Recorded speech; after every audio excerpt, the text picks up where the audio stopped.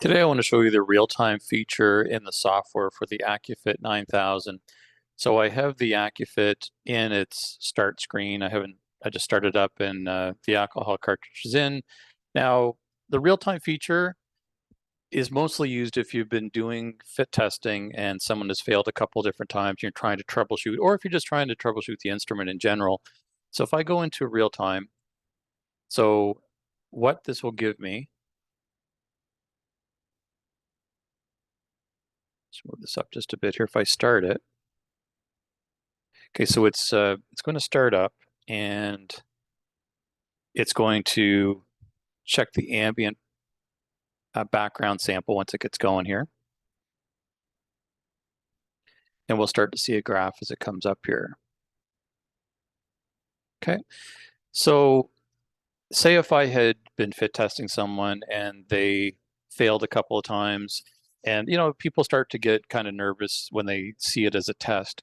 So I can do some troubleshooting here. So this blue line, this shows me the fit factor, the fit basically I'm getting. So I've got a HEPA filter on here just to check. And it's also a good way to actually check for leaks. I've had some of the tubes where there was a little cut actually right here, and by bending it back and forth, you could see, well, actually, I'll show you. Let me remove the HEPA filter and watch the blue line. I'm going to remove it right now. And you'll see the line drop down because the fit has gone bad, or we've got leaks basically. So if I had this connected up to a respirator, and you could have the person wearing it move the respirator around on their face, just to see what happens. Now, say if they're failing when they do the bend over check, you could have them bend over, see how it's kind of hanging off their face, check the straps, making sure they're good.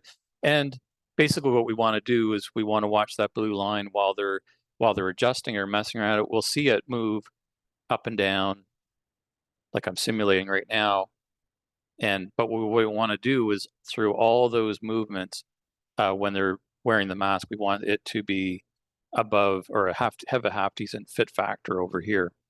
So this is, pass mark for a half face is down here at 100.